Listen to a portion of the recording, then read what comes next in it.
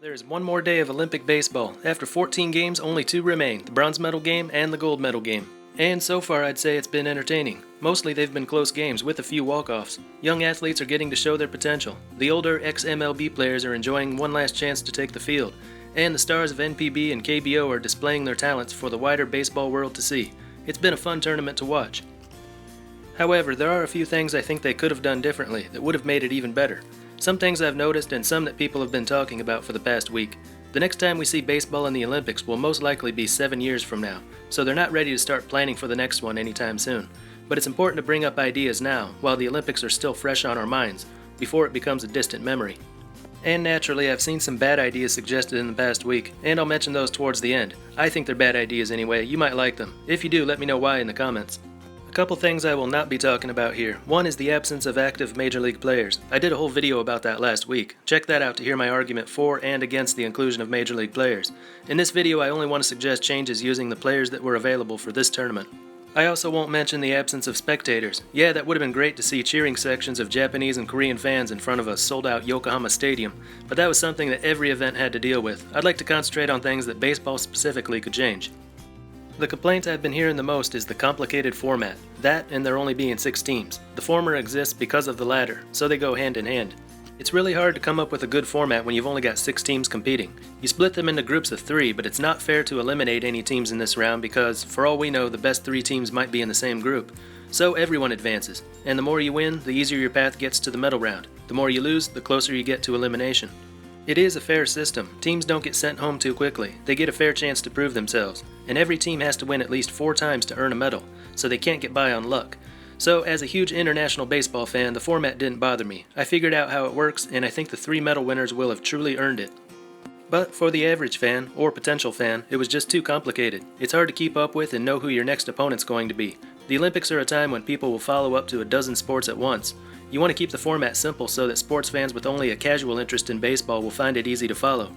And that's hard to do with only 6 teams participating. It works so much better with 8 teams, and that doesn't mean a longer tournament. If you have 2 4-team groups playing a round robin, with the top 2 teams from each group playing a 4-team knockout round, you end up playing 15 games, one less than the 16 they're playing in this tournament.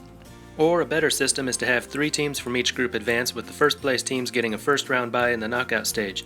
In this format, 17 games would be played, only 1 game more than what they're playing now. Not only would it be easier to understand, but you'd also have 2 more countries involved. This year was baseball's big return to the Olympics, but only 6 countries were a part of it. More countries involved means more countries watching. More spots in the Olympics means more interest in the qualifiers, more hope for countries trying to get there. The last 2 teams to get eliminated in the qualifiers were Venezuela and the Netherlands, so imagine if they were added to the Olympic tournament. Baseball is wildly popular in Venezuela, and this would have been their first time qualifying. No doubt it would have been a big deal there. And the Netherlands elimination meant that no team from Europe was represented in Tokyo. In the past decade, baseball has made a lot of progress in several European countries, with rising participation numbers and overall interest in the sport, and a lot of that had to do with baseball being added to this year's Olympics. Now the games will come and go without a single European country present. It's hard to get excited about a tournament that doesn't include your country. It's even harder when it doesn't include your continent. Another issue was the starting times. Now, time difference is always going to be a problem at the Olympics, that can't be helped, but you can try to schedule games so that as many people as possible around the world are able to tune in. They went with 2 different start times, noon for the day games and 7 p.m. for the night games. The very first game was between Japan and Dominican Republic, starting at noon on a Wednesday. At noon on a Wednesday, most people in Japan are working, so most people in the country didn't get to see it live. That's 11 p.m. in the Dominican Republic and on the east coast of the U.S., a pretty late time to start watching or following a game. The 7 p.m. start time was good though. It's just 1 hour later than the usual starting time for night games in Japan. It's 6 a.m. in the Eastern time zone, so people can wake up to baseball, and it's 1 p.m. in Israel, still during working hours, but a good chance the game will still be going on when they get off work.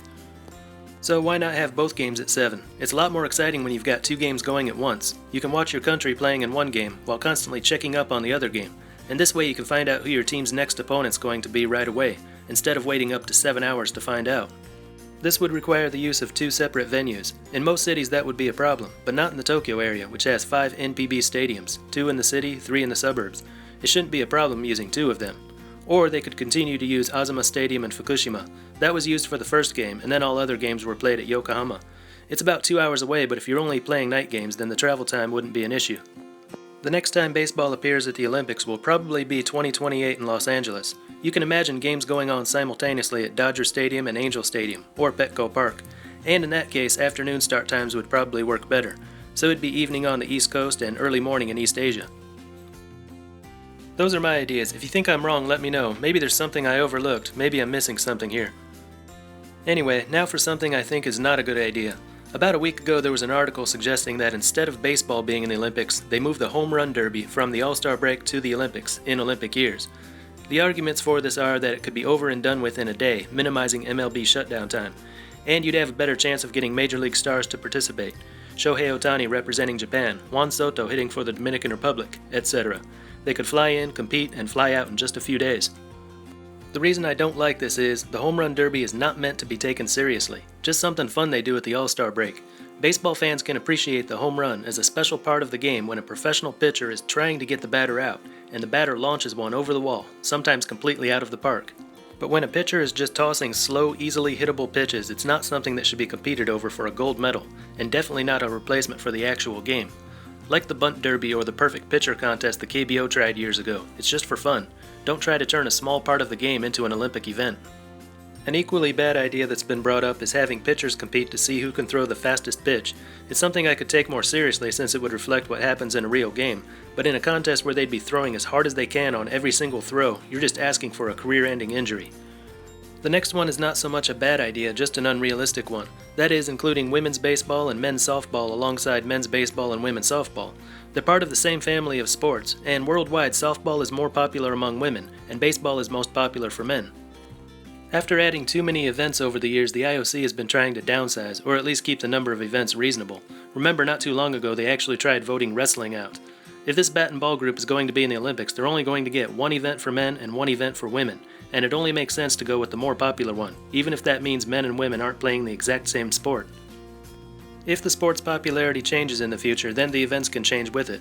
There's even a chance that Baseball 5, a mixed-gender sport with more of an Olympic feel to it, could surpass both of them in worldwide popularity. One more thing, some people have complained about the group assignments for the first round of the Olympic tournament.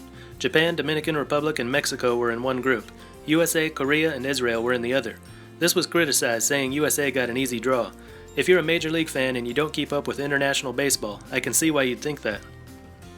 If you're going by the talent level and the number of players represented in Major League Baseball, then the USA would be the top team, followed by the Dominican Republic, Japan, Mexico, Korea, then Israel.